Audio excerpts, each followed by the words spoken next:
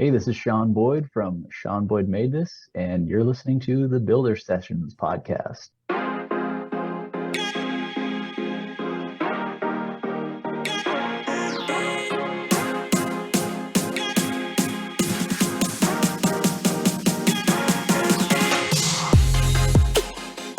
Welcome to the Builder Sessions, a podcast where we chat with your favorite builders. We get to know them, their stories, and hopefully inspire you to get off the couch and build something cool. I'm Hoff. And I'm Rosie. And on this episode, we have Shaun Boyd from Shaun Boyd Made This. We chat about his influences in furniture making, the importance of not rushing the design process, and how just doing it is easier said than done, but is necessary. Please enjoy our interview with Shaun.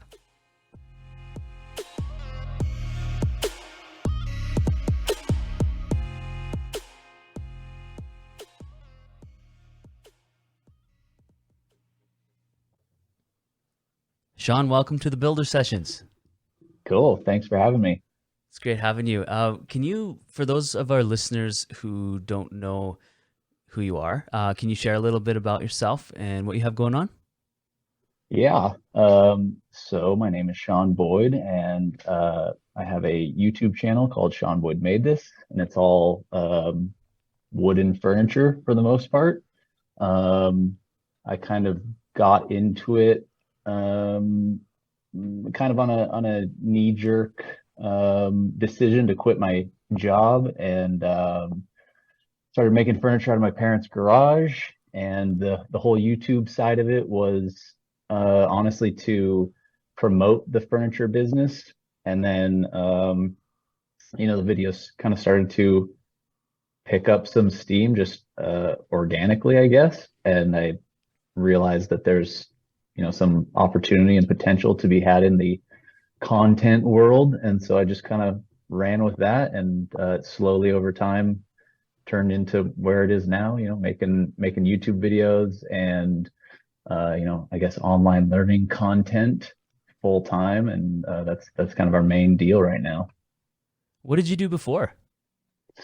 So I used to work in the film industry, but kind of in a weird sector of it. I was working for the Sundance Film Festival. I worked for a bunch of different film festivals, and then kind of landed at Sundance year round. And so I was doing a couple different, depending on the time of year, is either I was working for the film festival, and then in the summers I was working for they're called the Sundance Labs, and they're filmmaking, I guess, workshop type things where they bring in filmmakers to help them hone their craft. And so it's in the operations side of all that stuff.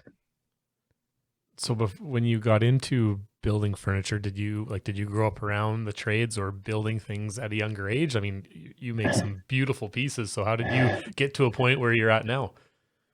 Yeah, I mean, so my dad was one of those types who he was kind of a do-it-yourself type guy.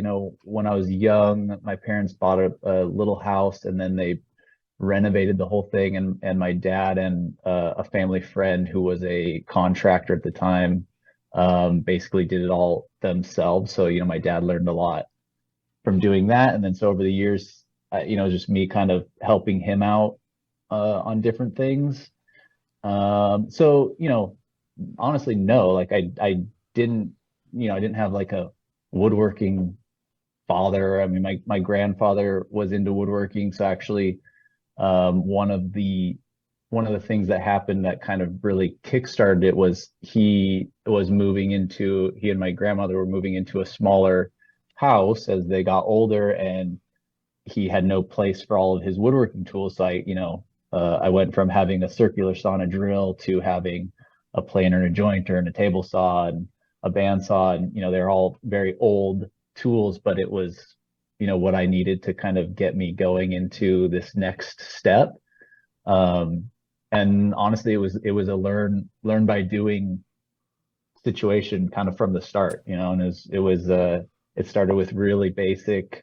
I was making furniture out of wine barrels, and then I kind of was I had a design sense that I wanted to pursue, and I didn't really know how to do it. And I just kind of, kept trying things, kept watching things, kept looking at stuff, and slowly figured it out.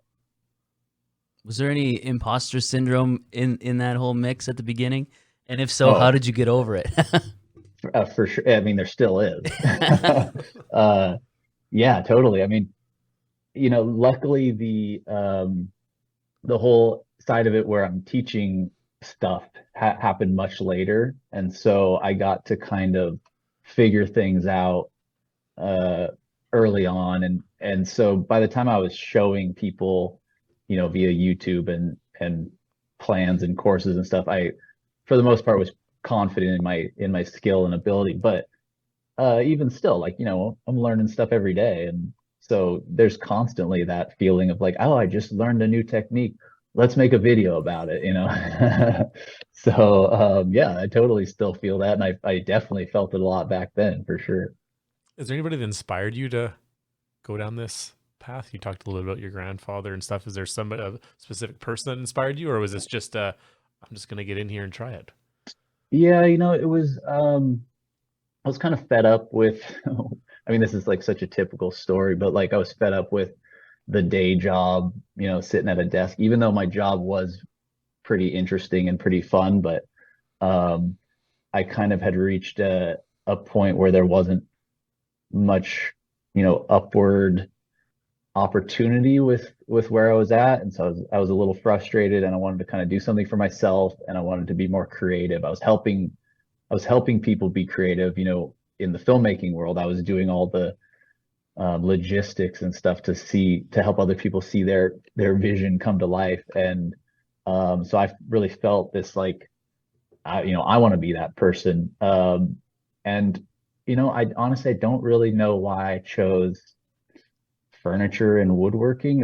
It just kind of seemed accessible to me. Um, and so that was really the reason for that. And then, yeah, of course, like, knowing that my grandfather had gotten into woodworking, that helped. Having seen my dad do a bunch of stuff on his own over the years. And then honestly, once I got into it, I started learning about different furniture makers. And so Jory Brigham was a huge inspiration to me. He's a California furniture maker, and I actually worked for him for a little while early on. And so, like, definitely design wise and style wise, he was a big inspiration. Jared Rustin's another California guy up in the Bay Area. So just, yeah, just like seeing different furniture designers doing unique and original things, helped me kind of shape my design sense early on when all I had ever seen or thought about was just the furniture, in stores and stuff like that. And it helped me realize like, oh yeah, you can be really creative, and you can try new things and do different things, and so that helped me kind of develop over time. You kind of touched on my next question a little bit about, because you do have a very unique design. It's almost like, would you call it like a signature design? And it's incredible. And Yeah. I like, do you draw, where else do you draw your inspiration from? And you mentioned some people, but are there other like time periods or other, different other things that you draw your inspiration from? Yeah, I mean, for sure, like I was saying early on, when you're kind of trying to figure out which direction you want to go, I think, at least for me, I had to be very literal with what I look at. And so early on, I'm learning techniques, I'm learning how think, construction methods. So I'm looking at specific pieces of furniture and looking at them and figuring out how it's made and stuff. So like you're, I'm like a big proponent, and I know this can sometimes be misconstrued as like, ripping people off or whatever, but I'm a big proponent of like looking at something, and it's, if you got to copy it, that's fine. If you're just learning how to um, make something and learning techniques, like, yeah, that's why we sell our designs as courses, because we want people to make these one for one, so they learn the techniques and learn how to do stuff, and then from there, you can take that stuff and translate it into your own designs. So, early on, I was looking at specific furniture, and then taking different aspects and you know, putting them into stuff that I was kind of thinking about. And honestly, these days it's a lot of, it can come from anything. I could look at a building and see some lines or something that I like, or a car or something like that. Or I still see a lot of furniture. I look at furniture from mid-century, 50s and 60s and stuff like that, and see stuff I like, and just take different parts from things and meld them all into something that I think looks cool. I think I could see every piece of furniture that you've made on the set of Mad Men in Don Draper's office or something. Yeah, It's totally. so cool. It's so Yeah. cool. I mean, for whatever reason, that era, I think it speaks to a lot of people. And I think I don't know. It's like the clean lines. It's there's a simplicity to it, and it's timeless. And so, yeah, there's something about it that, it works for me, and it works for a lot of people. And then it's fun to kind of take that and just give it, like, a little spin or whatever to make it your own. The flair that you add to that is astonishing. Because I mean, I'm a cabinet maker by trade, and to be honest, when I Yeah. first kind of got into the trade, I didn't appreciate the older era furniture, and even maybe say 8 or 10 years ago, that wasn't really my niche. But as I'm getting Yeah. older, I'm appreciating like you were mentioning, the more of the simple lines, but then adding the Right. flair that your own is. And I find the stuff that you make is, I guess I'm coming to appreciate that a bit older generation, Yeah. with clean lines, and and the angles and everything you do. It's amazing. I appreciate it. I think it's That's taken me a awesome. long Yeah. time to get out of this mindset of, oh, well, this isn't for me, but instead of, okay, maybe this design area isn't, but you still need to appreciate the craftsmanship that takes to create that. Totally. And yeah. Totally. It's one of those things where, even if you're not necessarily into something, it's easy. The easy analogy for me is like music. I'm not into every genre of music. I'm not going to, put on, and sit and listen to a certain genre, but at the same time, you can listen to something, appreciate aspects of it, take inspiration from it. Like, there's no furniture out there where I look at it and I go, like, that shouldn't have existed or something. It's like, Mhm. there's always something that you can take from everything, and whether it's your personal taste, is up to you. But as far as like what we can learn from it and take from it is, there's always something valuable. Even the construction methods, I think, sometimes people get caught up in just looking at a design base, but you mentioned earlier that, looking at something and learning the construction methods and almost deconstructing that Mhm. and building something so that you understand the construction methods. Cause that's huge in furniture, and I guess in any type of building, there's more than one Right. ways of doing something, but being able to look at it and appreciate, and to use it to learn how to, maybe construct another project with a type of joinery or something, has benefit too. Totally. I mean, a lot of the mid-century or modern stuff has, very specific types of joinery that isn't necessarily used in other stuff except for that type of furniture. And so like my design sense over the years has very much been in that genre. And so all of my construction methods are really, kind of in that box. And so it's good for me to look at some stuff that's not necessarily modern or mid-century, and look at the joinery and the construction methods, and not necessarily that I'm going to put it into stuff that I'm going to do, but at least just to know how it's done. Or, like, I don't cut dovetails ever, but at one point told myself, like, yeah, learn to cut some dovetails, see how it works, and have the techniques. And then, at least you can say you did it. And if you want to use it at some point, great. If not, that's fine too. Mhm. Who do you surround yourself with professionally? Like, do you have a group of people that you kind of bounce ideas off of, or like that whole adage of no man is an island kind of thing? Like, is there someone or is there a group of people that you're kind of journeying down this maker type road with?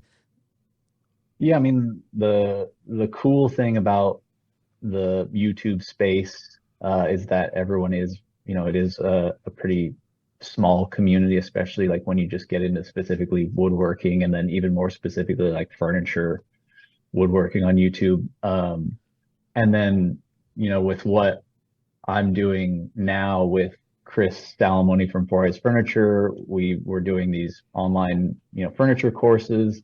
And so, we're every day we're talking about new designs and plans and things. So that's been a huge, we joined up, it's been 3 years now.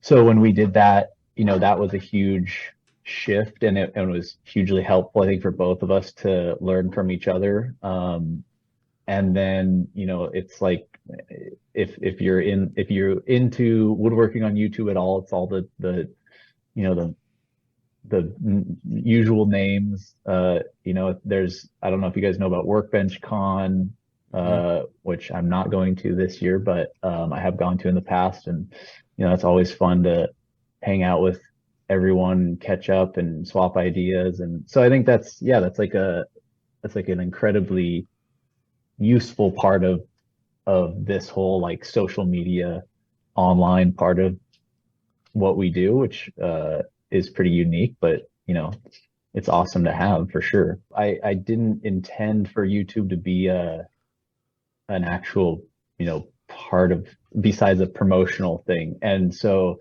when I had a couple of videos start to catch some steam, so like Modustrial Maker, Mike Clifford, I don't know if you know his channel.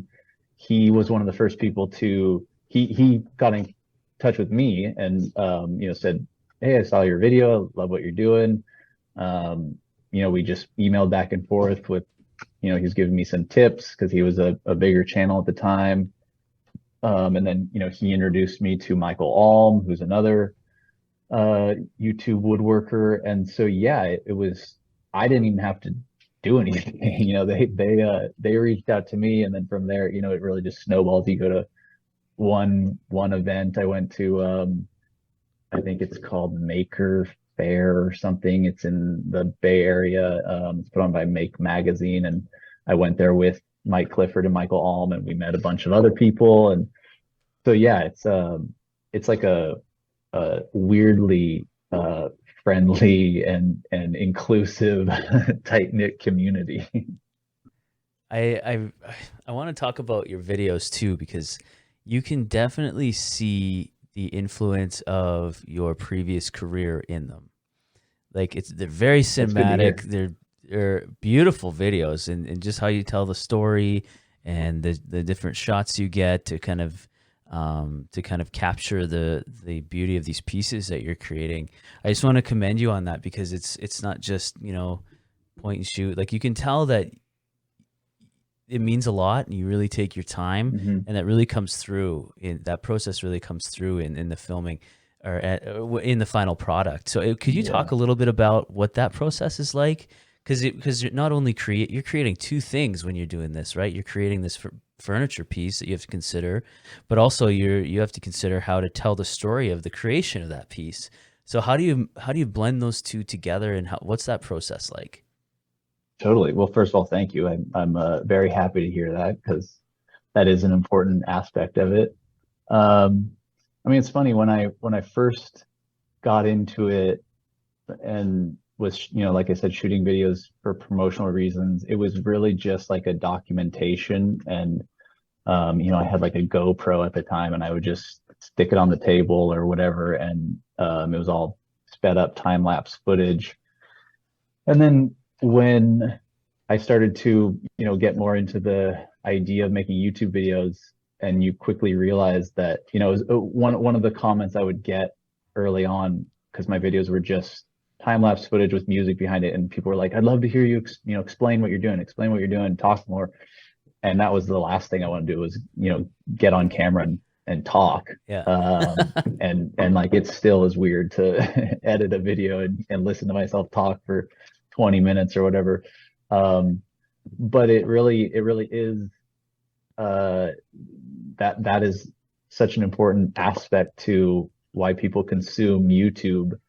And YouTube's constantly shifting and changing, and so um, we're constantly trying to figure out what people are wanting to watch. And at the end of the day, it's I want to make the videos that I like and that I think I would want to watch, while still feeling like I'm appealing to a big audience. So yeah, like things like making it look good or cinematic is important, and having high quality audio and interesting shots and stuff is an important part of it. And there's also, videos where it's mostly a personality based, and so it doesn't matter as much what it looks like or what it sounds like, and it's more you're watching because someone's interesting and fun to watch. So, it really just depends on the person. But yeah, I definitely um, want to make the best looking, the best sounding, and the most interesting to watch. And to me, an interesting to watch video is something that looks and sounds good. So yeah, that's a big part of it. And it really comes through. Yeah. Thank you, thank you. I'm very happy to hear Yeah, that's that. awesome. It's a So lot what of effort. what goes into the design of these unique pieces of furniture that you design? Are you building these for yourself? And then just the overall design. You've got a video on YouTube kind of explaining the roughly design process that you go through, Uh-huh. and lots of prototyping and laying out, which I think not many people, there's a lot of, whether it's SketchUp, AutoCAD, graph paper, there's a Hmm. lot of drawings, but to, utilize material and to draw out shapes and use, like you mentioned in that one video, the seat height, and there's different dimensionings that Hmm. in furniture are very important. But it seems like you have so much fun. Can you kind of explain the design process and how projects kind of come to life for you? Yeah, it's that's another thing that has evolved a lot over the years, especially as I've learned, computer aided design. So, early on, yeah, it was all just I would sketch a couple things in a notebook on paper, and then honestly, grab a sheet of MDF or something and start drawing them full scale to see if I could, get the proportions somewhat right. And so yeah, it was a lot of guessing and checking and figuring stuff out. And then now these days, with being able to utilize, Fusion 360 and SketchUp and stuff like that, it's a lot. I mean, it's kind of still the same process. I'm still going to start with, like quick, easy sketches, and then I can flesh it out on the computer, and it basically is the same overall process, but it's just I'm able to iterate, you know, way quicker and do it 20 times when, I would it would same amount of time would take me. Yeah, I could get one iteration done. So that's been wildly helpful. The other interesting part about like the what we do with the whole online content aspect of it is as a as like a I guess a traditional furniture maker, you design a piece, and then over the years you iterate on that same piece until you've perfected it, or however you want to look at it. Whereas we can almost never make the same piece more than once, or maybe twice. um so that's difficult in the fact that like we'll make something and you'll look at it and at the end you go, yeah, it's pretty close, but if I've made this again, I would change a couple things, and that's not something we can necessarily do that often. So it's on one hand, it's really nice to be able to have, be able to design 12 pieces a year or whatever, and have nothing kind of holding you back. And then at the same time, there's plenty of pieces where I go, I wish I could do that one again and change a few things. How long does it take to design? Like, what, do you get driving down the road, you see something, you get these moments of how do you design, or you were mentioning these 12 pieces a year or a number. How long does it take to go through that process and figure out what you want to do or how you want to build it, construct it? Can you kind of Yeah. build on that a bit? Yeah, I mean, I'd say it's different depending on what it is. Something that's intricate. Um, I just did this like curved bench thing recently, and it was, veneered, and there were sliding doors and drawers, and um, so like it's one of those things where the initial design, the shape of it, it's a curved cabinet with some drawers and a door, and you go, that was pretty quick, but then to figure out all the nuance and how the construction methods and all that stuff, that certainly takes time. Um, but like that one was based on a design I had done years ago, and so the overall shape was already kind of there. Whereas other times, if I'm starting from scratch, I'm the initial part of it of just coming up with what it's going to look like as a whole, that can take a long time. And then if it's a relatively simple piece, quote unquote, then the construction aspects of it can go quick. So, it really kind of depends how much details in it, if I'm doing inlays or, if there's gonna be brass in it or whatever. So I don't know. I guess there's not really a single, like I don't go like, okay, I'll take a week to design a piece and then I'll take 3 weeks to build it and then I'll take a week to make the video. It never really happens like that, even though that kind of would be nice. So I could plan a little bit more, but just kind of, I guess, kind of depends. That's a probably a bad answer, but You're just kind of winging it, and or happens yeah, organically, I guess, right? yeah, winging it is probably the right term. Aren't we all? Aren't we all? Yeah. So can people buy these one-off pieces, or like do you take a lot of, are these commissions that you take, or like what's that like for you guys? Yeah, I'd say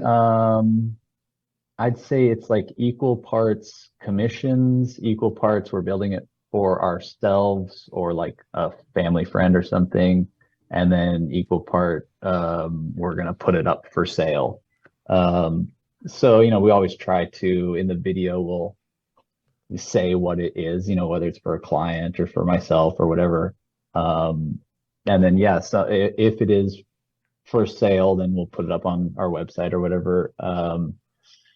It's that type of model is maybe not ideal because you're basically building spec pieces, and for the most part, what happens is you build a spec piece and people say, "Oh, I really love that, but can you make it, uh, you know, a foot shorter or 6 inches taller or whatever?" So to find someone, especially like kind of high end pieces or big pieces, and to find someone that it's perfect for is rare.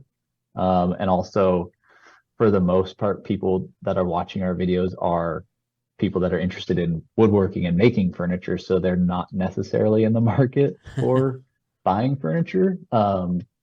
So it is what it is. Our main product is making the video or making a online course, and so selling it is, yeah, that's nice. It's nice when it works out as a commission piece or something, but at the end of the day, it's not our main thing. So we kind of just go with it, if it works. And then we also have 4 or 5 pieces sitting in our little storage room right now that have not been sold, and we don't have space for them in our homes, and so there's that too. Can you talk about the evolution of the courses that you have available to that's on your website? And when you started out, did you want to incorporate that into your website and model? Because there's a lot of people that just like to build and make, but then there's also the side of the courses and the education part where I think can be very valuable with instructions and detailed plans, because somebody who may not understand different constructions of joinery, even myself, some of these modern, I mean, having a plan and a kind Yeah. of instruction manual or booklet to help design and build, was that always in your mind to include in your website? And can you just talk a little bit about what those you have to offer with those courses? Yeah, I mean, no, like at the beginning of it all, like I knew that was something that existed, but I kind of always knew of the in the fine woodworking magazine, it was like how to build a shaker coffee table or something like that.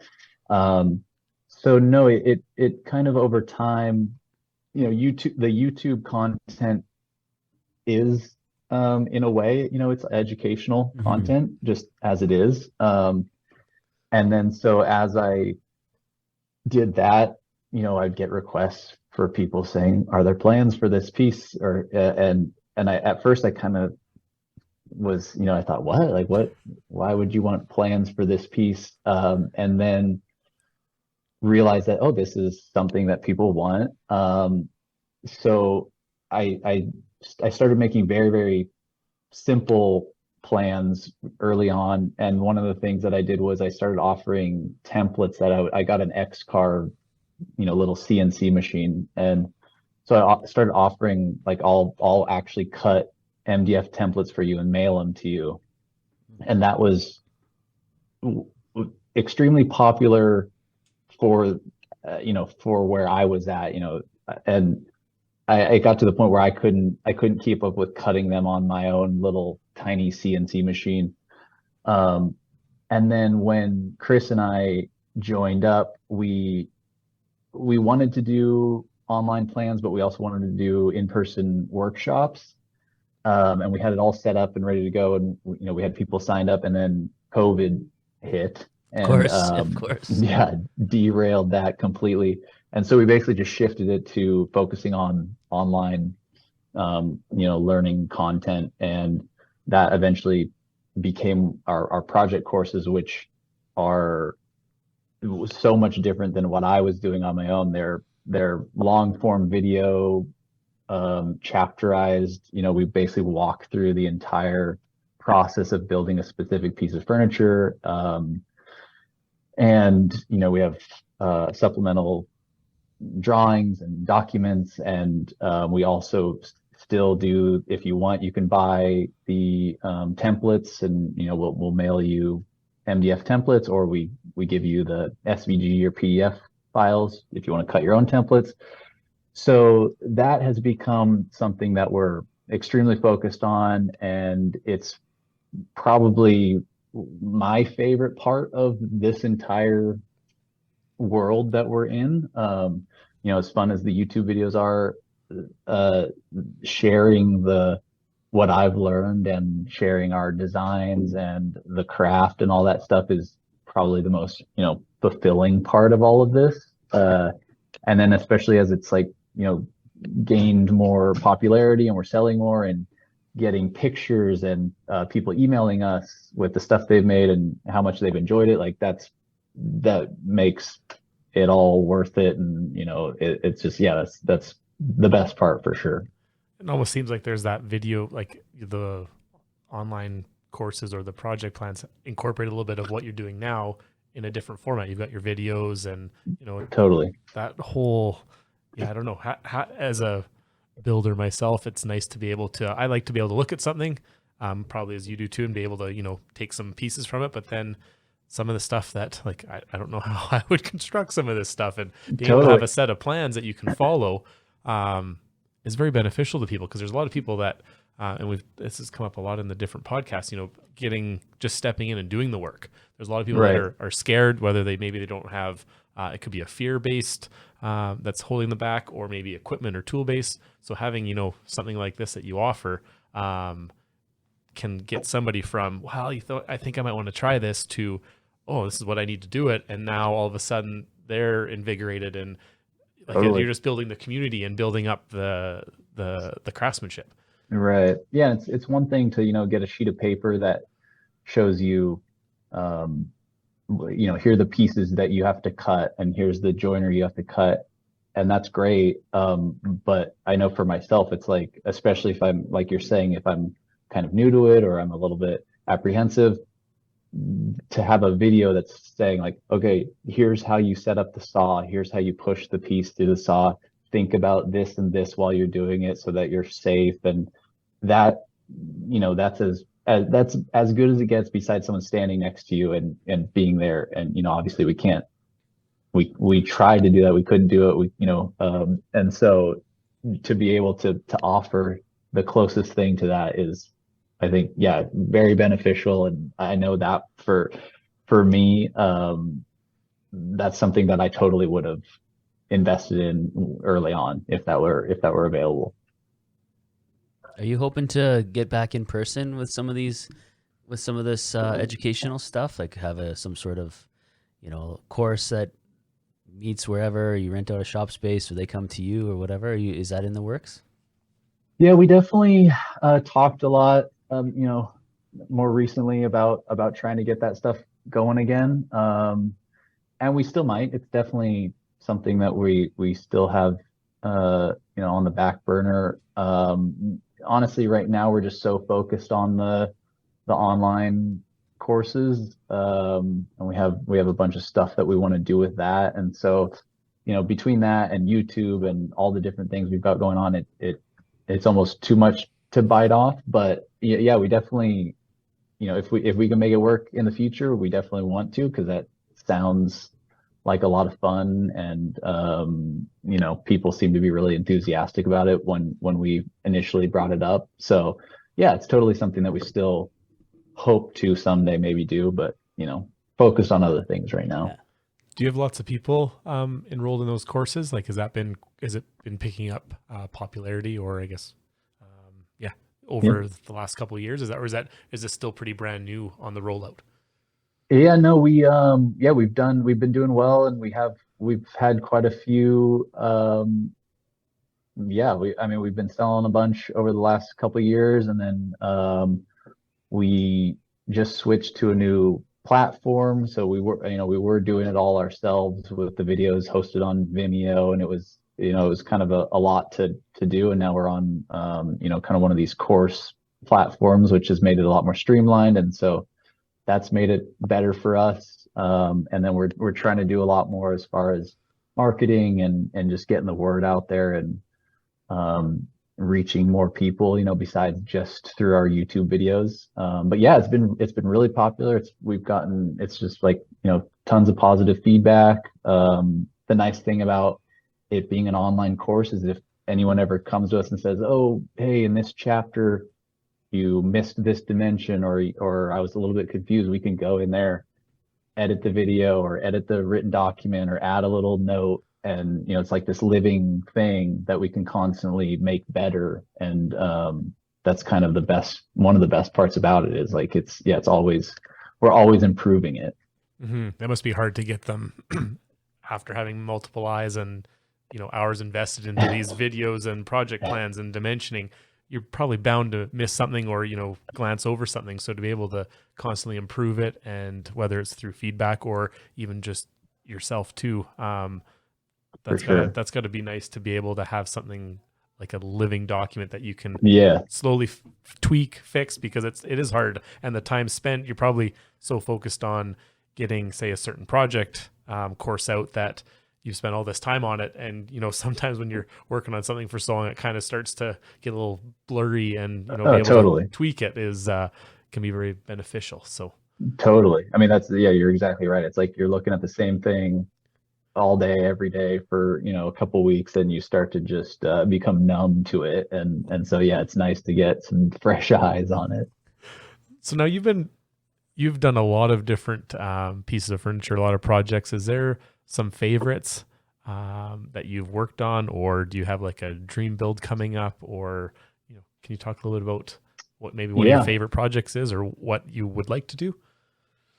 Yeah, I mean, I have a couple, like, there's a couple categories. Some of my early pieces kind of hold that, sentimental spot. I made a lounge chair pretty early on, called the Glen lounge chair. And that's actually a piece that I made plans for early on, and it sold well for me. And then we turned it into one of our new, online courses, and it's done very well for us. And that one, has been cool to see so many iterations of it. And people seem to really like it. And I'll see it on Reddit every once in a while, and different things. So that one's always been pretty fun to watch it kind of evolve and spread.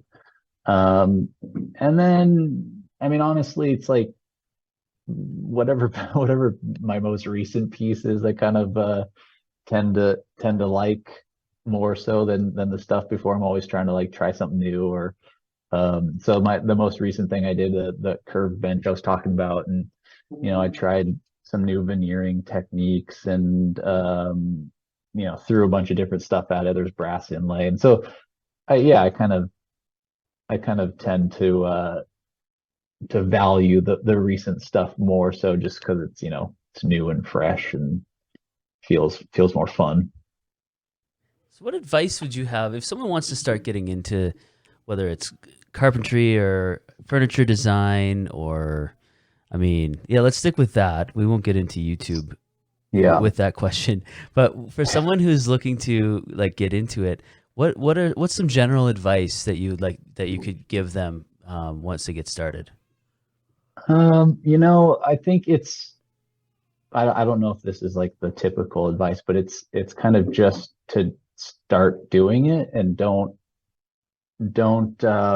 get too caught up in needing certain tools, or I'm not going to be able to make this unless I use fancy wood, or and it's like, just start making stuff. Don't set any sort of uh caps on like what you can do. It's like, even if you grab a piece of firewood, and you take a pocket knife, and you whittle something, that's like, at least you're doing something. And if you've got any tools, a drill and a circular saw, cut up some wood and make a box, and then go from there. So it's I don't know, it feels kind of cliche, but it's like, just start making stuff. Don't there's no point in waiting. It's just like, just do it now. I think there's so much fear around starting, and it's is quite a from doing this podcast. There's been a lot of similarities of that. There, people are just afraid Yeah. to start doing something. Right? You don't have to go out and buy, say, or outfit your shop with $40,000 in equipment. Although I would love to do that. Like you said, you Right. get a circular saw, you get some very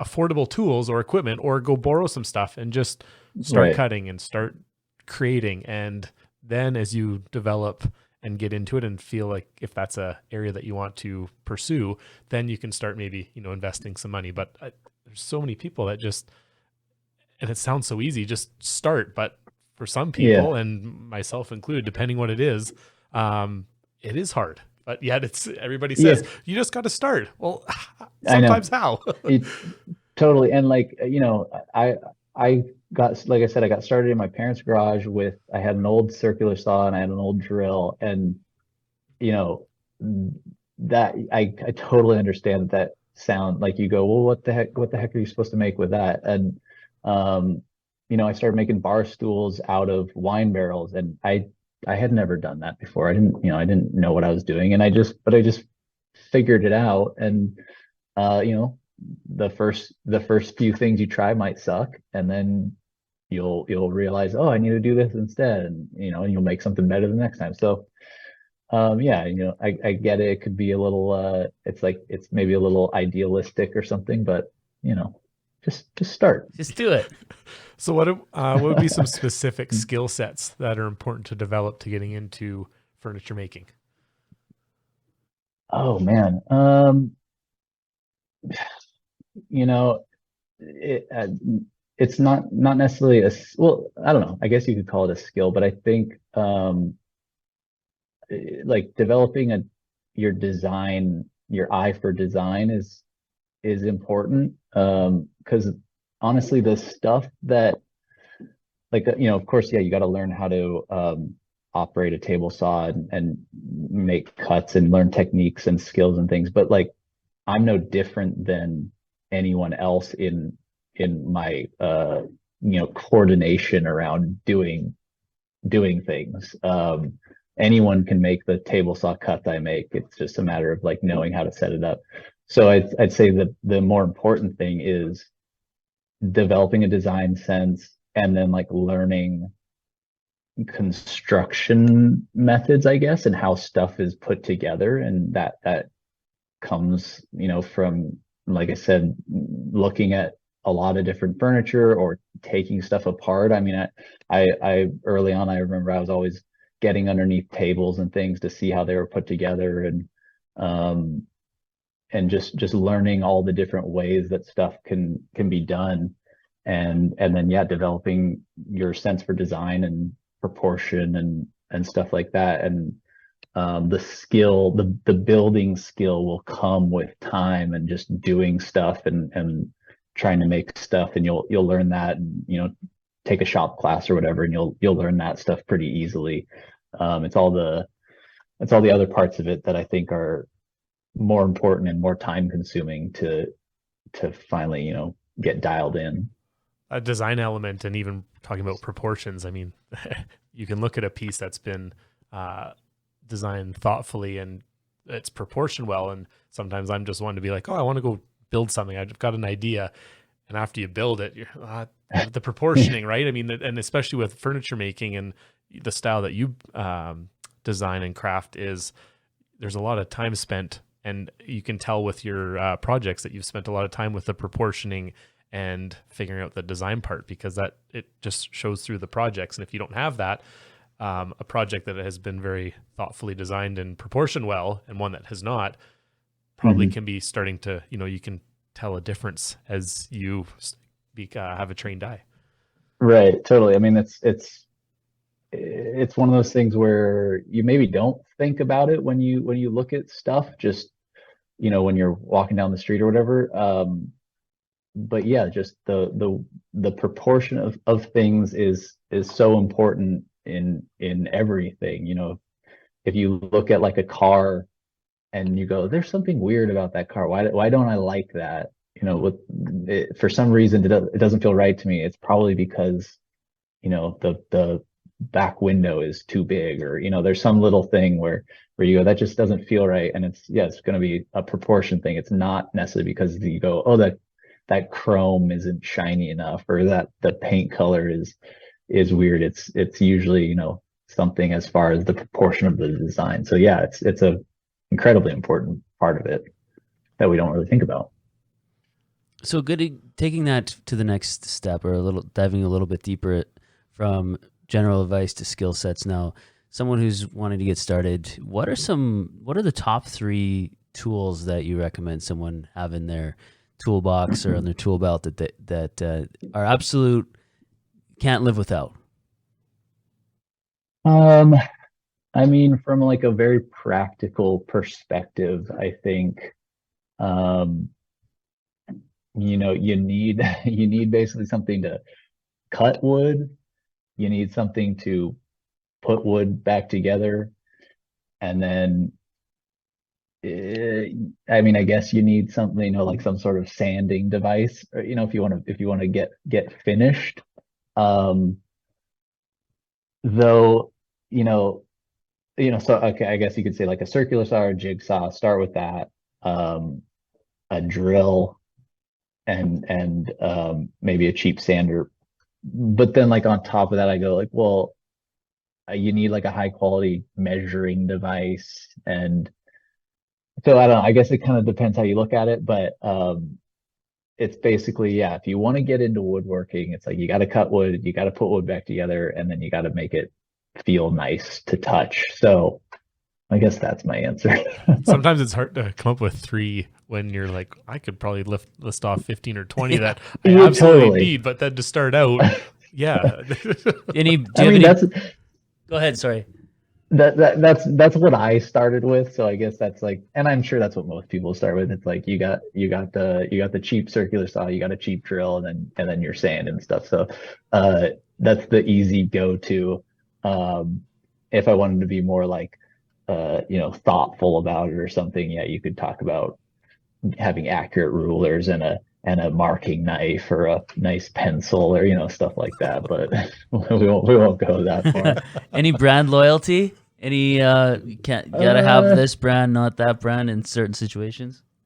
Honestly, the only thing that I have any sort of like, I gotta have this, is a saw stop table saw. Like I don't think I'll never say never. I'm sure at some point I'll use a saw that's not a saw stop. But if I have any choice, I will use a saw stop just because it's like I don't want to, I risk my hands and fingers enough on other tools. And so if I can have one tool that's going to give me a little bit of peace of mind, it's that one. So I'll take that for sure. Those are definitely, I think in the schools here, they're mandatory. And yeah, Yeah. you can see when a kid runs over. I've had a couple students, well, actually just one run their hand over while cutting a piece of cork. Yeah. And there's no stitches and whatnot. But had that not been, we're talking Totally. about you can cut fingers and hands off. So Yeah. it's definitely, and hopefully it'd be interesting to see the technology advancements here in the next 5 or 10 years. And they're already making portable job site saws with it, and maybe other companies will develop something. So that safety part is huge. Yeah, it would be awesome to see that technology get put into other tools and other things. Because I think it's so important. And I did some little cutting board workshops years ago out of my shop, and just teaching people how to make cutting boards. And the only reason I was comfortable doing that was because I had a saw stop and had that little bit of peace of mind. Yeah. Well, as we wrap up here, Shaun, where can people find you, and what do you have that's going on that you like to promote? Yeah, so you can find me at Shaun Boyd Made This on Instagram and YouTube. Forez Furniture is where all of our furniture courses are. We've got some good stuff coming up with that we're pretty excited about, and it'll all be happening soon. So if you're interested in learning some woodworking, check out that. And that's pretty much it. And we'll make sure we link all of those in our show notes of this episode. Cool. But Shaun, thanks again for taking the time out of your busy schedule to come on the show and share your story, and a lot of great insights and a lot of consistency with a lot of the stuff that we've been talking with other people about too. Don't be afraid of trying, just get out there and start doing it. So hopefully this episode has inspired someone to get off the couch and build something cool. So thanks again, Shaun. Awesome. Thank you. Yeah, this was fun. Thanks, Hoff. Thanks, Rosie. And thanks to everyone for listening, and we'll see you in the next one.